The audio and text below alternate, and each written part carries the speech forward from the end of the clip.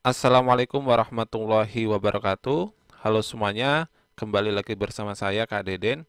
Jadi di video kali ini, karena banyaknya pertanyaan mengenai bagaimana sih cara merefleksi suatu titik ataupun kurva terhadap garis Y sama dengan MX plus C.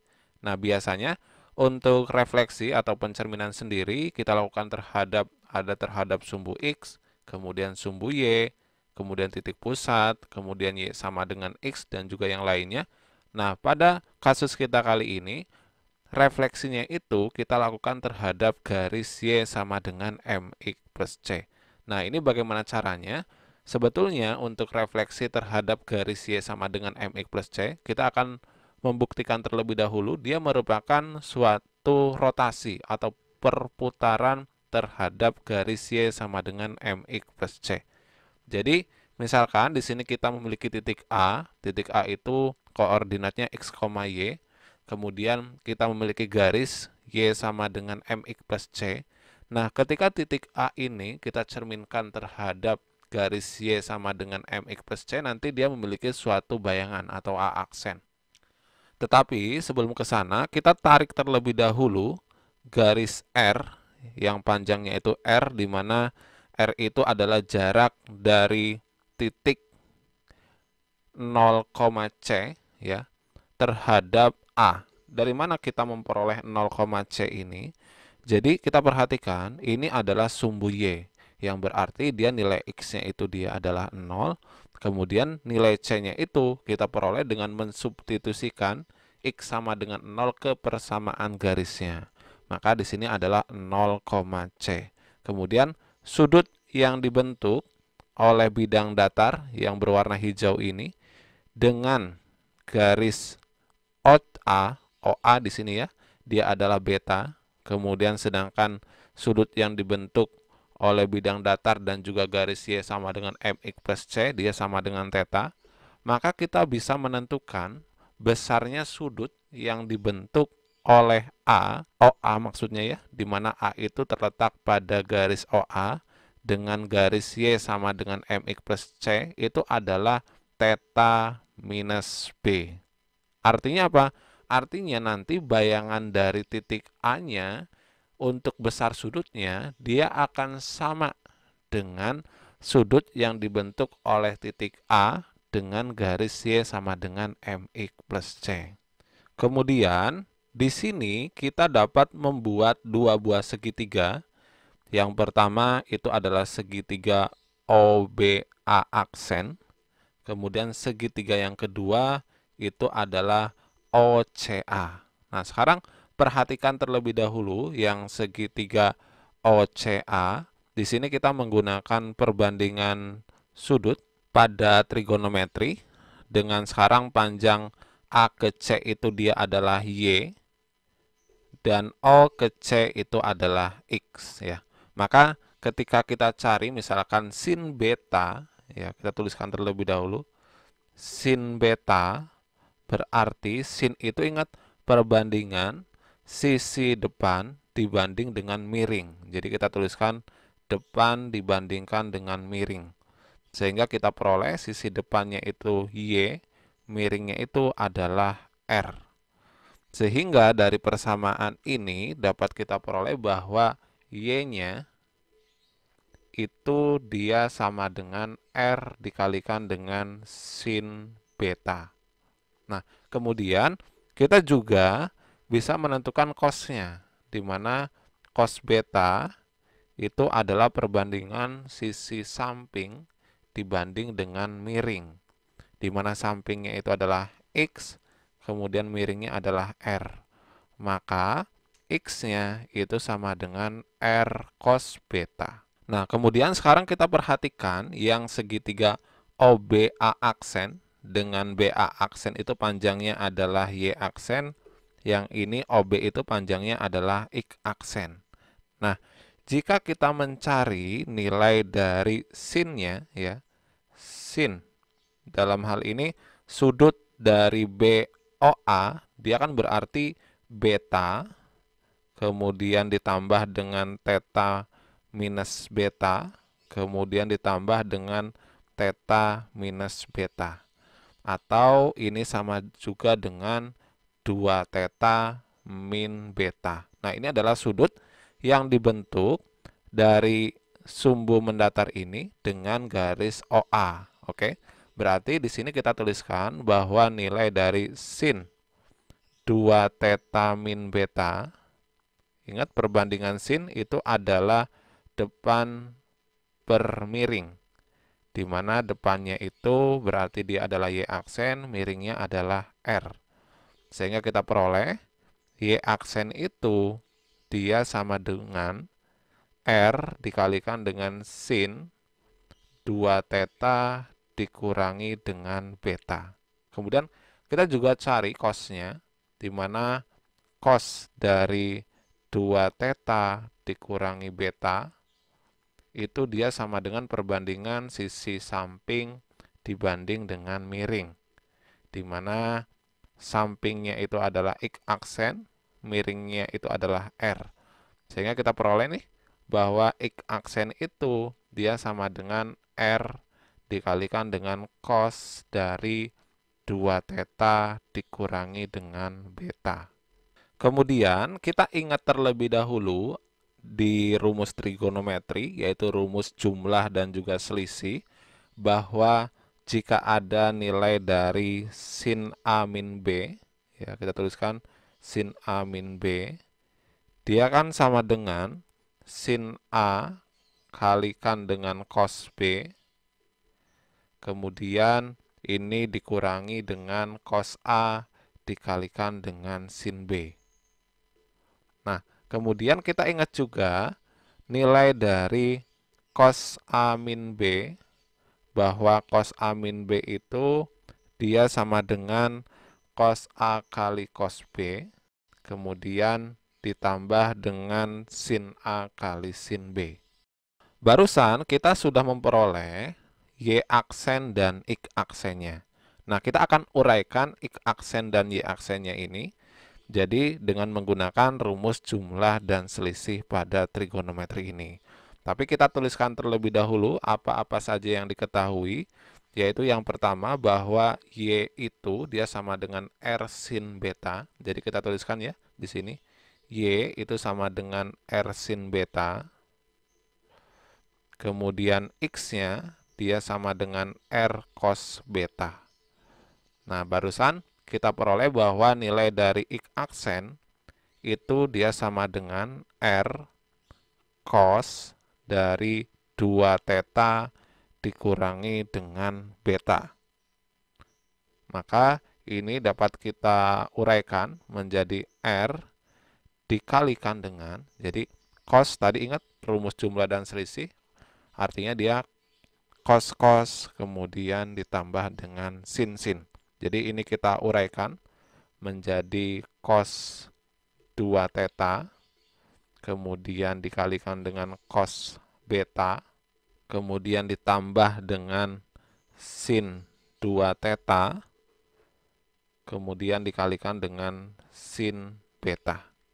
Oke, kita kalikan R-nya, sehingga kita peroleh R dikalikan dengan cos beta, kemudian dikalikan dengan cos 2 theta, kemudian ditambah dengan R dikalikan dengan sin beta, kemudian dikalikan dengan sin 2 theta. Nah, setelah itu bagaimana? Setelah itu kita ingat bahwa nilai dari R kalikan dengan cos beta itu dia sama dengan X. Maka ini adalah X dikalikan dengan cos 2 theta ditambah, kalau R sin beta, oh dia sama dengan Y, berarti di sini Y dikalikan dengan sin 2 theta. Nah, ini baru X aksennya. Kemudian kita akan uraikan juga untuk Y aksennya. Y aksen itu tadi kita peroleh, itu adalah R sin dari 2 theta dikurangi dengan beta. Kita ingat rumus jumlah dan selisih ya. Ketika sin jumlah dan selisih, dia adalah sin cos kosin. Berarti ini bisa kita tuliskan R dikalikan dengan sin 2 theta, kemudian dikalikan dengan cos beta, kemudian dikurangi dengan cos 2 theta, kemudian ini dikalikan dengan sin beta. Oke, kita kalikan R-nya, maka diperoleh R kalikan dengan cos beta, kemudian dikalikan dengan sin 2 theta, dikurangi dengan R dikalikan dengan sin beta, dikalikan dengan cos 2 theta. Nah, kemudian setelah ini bagaimana? Kita ingat bahwa R cos beta itu dia sama dengan X, maka ini bisa kita tuliskan X kalikan dengan sin 2 theta, kemudian dikurangi dengan R sin beta, dia adalah Y, maka ini adalah Y dikalikan dengan cos 2 theta. Maka di sini kita peroleh dua buah persamaan. Nah, dua buah persamaan ini bisa kita tuliskan dalam bentuk matriks bahwa nilai dari X aksen dan Y aksen itu bisa kita cari dengan cara, yaitu yang pertama ada cos 2 theta. Kita perhatikan untuk yang pertama terlebih dahulu ya. Kemudian ada sin 2 theta. Kita tuliskan di sini sin 2 theta. Kemudian yang kedua itu adalah sin 2 theta dan juga min cos 2 theta. Jadi di sini adalah sin 2 theta. Kemudian di sini adalah cos 2 theta. Maaf, di sini ada minusnya ya. Kemudian ini dikalikan dengan titik asalnya, yaitu X dan Y. Oke, berarti ini adalah cara menentukan suatu pencerminan terhadap garis Y sama dengan MX plus C. Tetapi, kita perhatikan, di sini dia itu kan pusatnya bukan di 0,0, pusatnya dia di 0,C. Maka, untuk menentukan persamaan bayangan dengan pusat 0,C, kita bisa menentukan dengan cara bahwa X aksen dan Y aksennya itu sama dengan perkalian matrik, yaitu tadi sudah kita peroleh ya matriknya, yaitu matrik cos 2 theta, kemudian sin 2 theta, kemudian di sini sin 2 theta, di sini adalah min cos 2 theta. Nah, ini dikalikan dengan titik awal, yaitu X dan Y. Karena pusatnya itu adalah 0,C, maka ini kita kurangi 0, artinya tetap X, yang C kita kurangi, yang Y kita kurangi dengan C. Kemudian kita tambahkan juga dengan 0C. Nah, ini adalah cara menentukan suatu pencerminan terhadap garis Y sama dengan MX plus C. Nah, pertanyaannya, bagaimana untuk menentukan tetanya di sini? Oke, sebetulnya tetanya itu ya kita peroleh dari nilai tan. Di mana tan itu kan di sini ada persamaan garis nih. Dia sama dengan Y sama dengan MX plus C ya. Di mana nilai tan theta itu, tan theta dia itu sama dengan M. Oke. Nah, nanti kita peroleh tetanya. Misalkan tetanya itu tidak bisa menjadi suatu sudut, maksudnya bagaimana? Maksudnya itu ketika nanti misal tan theta kita peroleh M-nya, gradiennya itu adalah misalkan sama dengan 1 gitu ya. Nah, maka tetanya itu kan kita bisa mencari tan berapa yang hasilnya 1, itu adalah 45 derajat. Tetapi ketika nanti misalkan gradiennya atau tan tetanya itu adalah 3/4, maka kita harus menggunakan perbandingan pada trigonometri. Kita ingat, tadi ada ketika ada sin theta, dia adalah perbandingan sisi depan dibanding dengan miring. Kemudian ketika ada cos theta, dia adalah perbandingan sisi samping dibanding miring. Jadi kita wajib nanti membuat suatu segitiga dengan tan theta ini, dia 3 ini adalah sisi di depan, kemudian 4 ini adalah samping. Ya. Jadi membuat segitiga nanti miringnya kita ketahui. Nah, selain dua perbandingan ini, ada dua lagi yang harus diingat bahwa karena di sini itu menggunakan sudut ganda, yaitu cos 2 theta dan juga sin 2 theta, artinya kita harus ingat rumus identitasnya bahwa nilai dari nanti sin 2 theta itu setelah kita peroleh nilai sin theta dan juga cos tetanya itu dapat kita peroleh dengan cara 2 dikalikan dengan sin theta kemudian dikalikan dengan cos theta. Nah, kemudian yang berikutnya, ketika cos 2 theta, ini ada 3 rumus yang bisa kita gunakan, yaitu yang pertama kita bisa menggunakan cos kuadrat theta dikurangi dengan sin kuadrat theta. Kemudian yang kedua, kita bisa menggunakan 1 dikurangi dengan 2 sin kuadrat theta. Atau yang ketiga, kita bisa menggunakan 2 cos kuadrat theta kemudian dikurangi dengan 1. Nah, ini adalah beberapa rumus identitas yang akan kita gunakan di dalam mencerminkan suatu titik ataupun kurva terhadap garis Y sama dengan MX plus C. Oke, langsung saja kita akan ke contoh kita yang pertama. Misalkan di sini ada titik A yaitu 5,-3 direfleksi terhadap garis Y sama dengan min X sama dengan 1, maka bayangan titik A itu berapa? Nah, langkah pertama yang harus kita lakukan, kita harus menentukan tetanya terlebih dahulu, di mana teta itu kita peroleh dari gradiennya. Ya, ini berarti Y min X itu dia sama dengan 1. Artinya bahwa Y itu dia sama dengan X plus 1. Kita peroleh ya, M-nya itu dia sama dengan 1. Karena koefisien dari X di sini dia adalah 1. Maka dapat kita tuliskan bahwa nilai dari tan theta, karena dia sama dengan M, maka tan theta itu sama dengan 1. Maka tan berapa yang hasilnya itu adalah 1? Oh, tan yang hasilnya 1 itu adalah 45 derajat. Nah, setelah kita memperoleh tan tetanya ataupun tetanya itu adalah 45 derajat, kemudian kita langsung aja kita masukkan ke formula untuk menentukan suatu refleksi terhadap garis Y sama dengan MX plus C, yaitu bahwa X aksen dan juga Y aksennya kita dapat peroleh dengan cara kita tuliskan matriknya, yaitu yang pertama adalah cos 2 theta, kemudian sin 2 theta, kemudian di sini adalah sin 2 theta, kemudian di sini adalah min cos 2 theta. Ini dikalikan dengan X, kemudian Y-nya dikurangi dengan C, kemudian ditambah dengan 0C. Berarti kita butuh juga nilai C-nya. Nilai C-nya itu berapa? Nilai C-nya dia adalah 1 ya. Ini nilai C, karena bentuk persamaannya itu kan dia sama dengan Y sama dengan MX plus C. Nah, C-nya itu adalah 1. Maka tinggal kita masukkan, karena nilai dari tetanya itu adalah 45, maka cos 2 kali 45 itu sama dengan cos 90. Kemudian berarti ini sama dengan sin 90.